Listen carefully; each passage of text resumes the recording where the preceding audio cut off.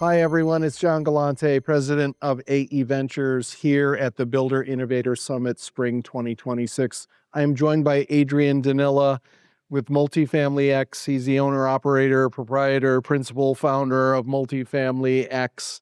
Adrian, let's just start with a quick download on what Multifamily X is.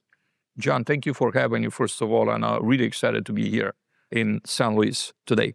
First, my background. So I've been in multifamily operations for 20 years.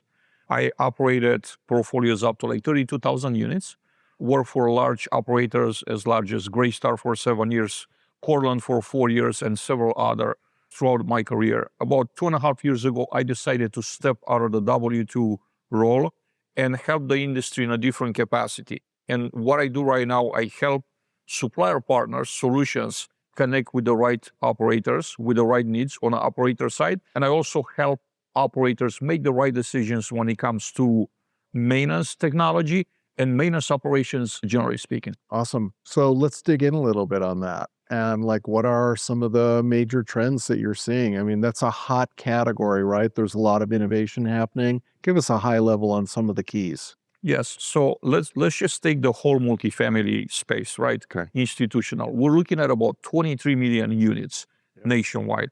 Out of the 23 million units, only about 25% are managed by the top 50 largest multifamily institutional. Everything else is outside, like the 75% is outside of that realm. And services and products don't touch those 75% as much as they touch the top 50 guys. It's the same thing on the single families. Oh, I only want to talk to the top 20 builders. Like, Yeah. okay, I want a decision in 5 years and go out of business before you get that decision, go for it. But like, there's so many medium-sized quality players where there are volume opportunities. And I think that's where you were headed.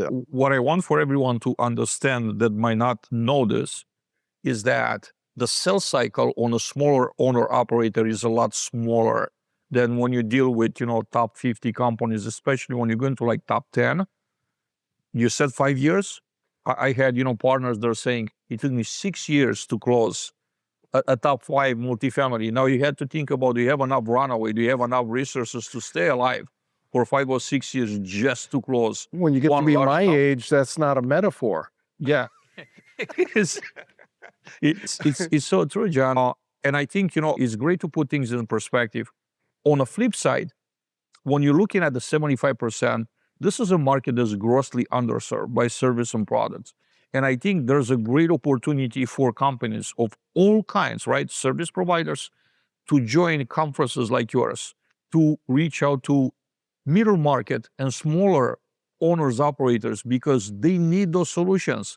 They just don't know that those solutions exist. So there's a gap that could be closed and mutually beneficial for both sides. Yeah. Cool. Yeah, we're working on that together. We started our partnership with regard to this spring show, and you've been instrumental in getting some great players here for us in exactly that middle market space. But let's jump back to that technology and maintenance and operations category. Like, what are the big trends that you're seeing there? What sort of activities are being managed and run more effectively with technology tools? What do multifamily operators need to be looking at now as, must-haves or must-examine categories?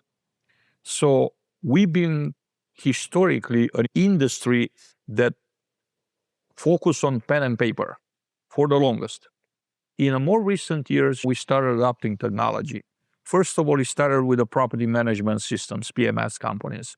They build maintenance management features to their software. However, those type of products are pretty basic products and they're not so user-friendly for a few reasons.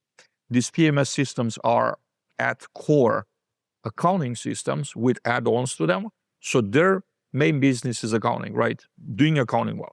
And those things are add-ons because they're convenient for a client to come and just say, we want everything, all the services. And they built it, but it's not specialized. Second phase is companies that are coming into the space, they're just specialized on maintenance products, right? We're talking about work order management, turnkey management, inspections. These are like the 3 main categories when we're looking at maintenance products. Some of them are point solutions that address just inspections, just dispatch, just triage. Some of them try to encompass the whole entire experience. There's still parts that are left that most maintenance technology as a whole does not cover very well in a suite of products. And one of them is make-ready automation. So there are products that do just make-ready automation. They're not integrated yet. They're not part of like a bigger maintenance management app. What is entailed in make-ready management? In make-ready management, the first event that triggers a make-ready is when a resident submit their notice to vacate the apartment. Yeah. That should automate your entire make-ready process. Typically, it's like a 30 or 60-day notice that triggers a move-out date. And based on that estimated expected move-out date, everything else, all the work should be scheduled in sequence. Painting, cleaning, carpet cleaning, resurfacing, whatever work is needed in each apartment. Historically, we've been doing this, putting a whiteboard on a wall where the service manager writes stuff down, and that's how they update it. A lot of times you have leasing agents and managers getting involved, so there's so many hands in a pot, and there's not really a very organized way. And a lot of times it's not being kept up with. It's an automated scheduling, and then it's tracking on whether those work activities. And is it being tracked by somebody going to a keyboard to say I completed that work, or is it mobile app driven? Yes, so the second stage of a make-ready is that maintenance technology companies took that whiteboard from the wall and they digitize it. But the work is still done manually. So you have it on an app, you have it on a phone or on a desktop, but you still got to update the dates manually.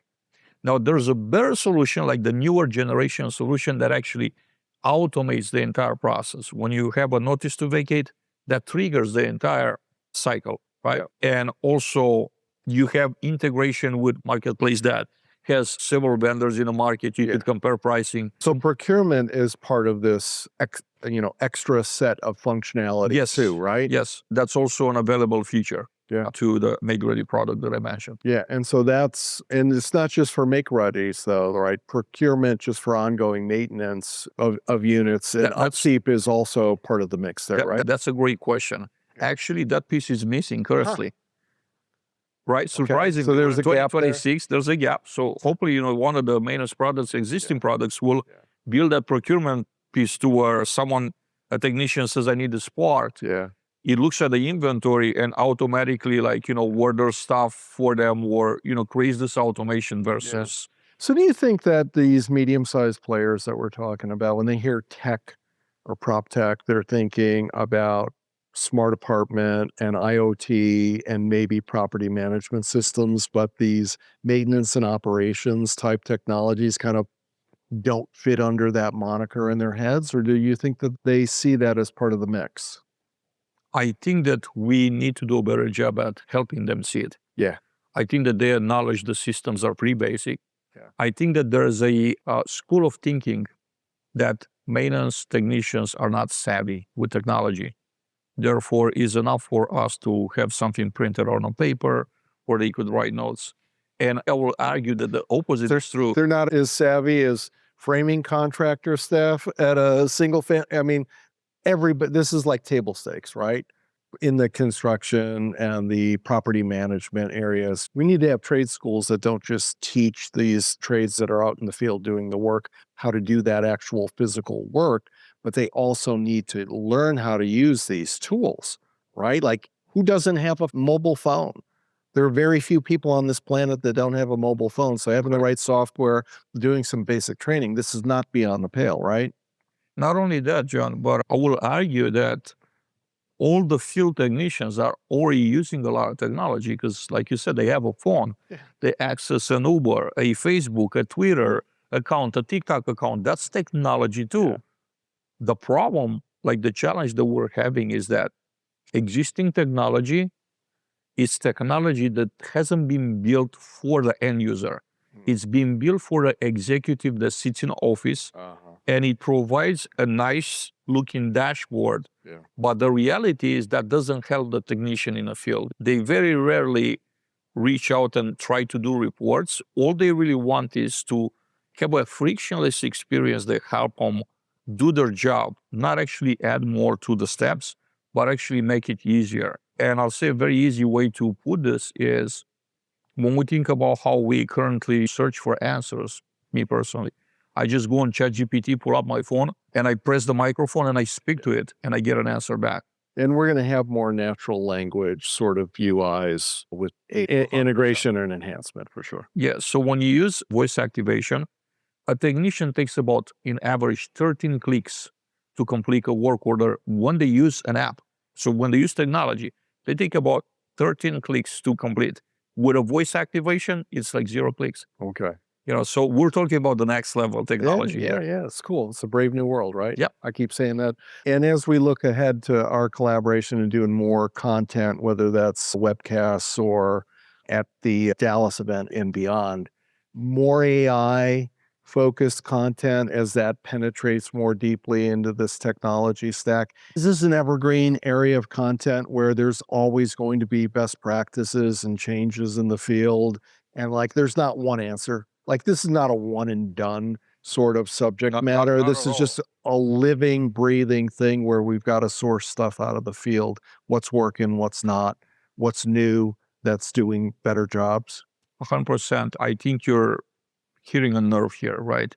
When you're saying these things, because we need more content that actually is helpful to those in our audience, that they could learn practical stuff that others have done it. In other words, we don't need more professors in the room to tell us how we do it. We need practitioners to tell us how they've done it. Okay, that's our challenge together going forward. Really appreciate it. We could be talking for hours, but I think we covered some good stuff here. And I really like that end note. We'll get from the horse's mouth, from the practitioners, what they're experiencing and what they want to do and how they can do it better. Thanks so much. Really love our partnership.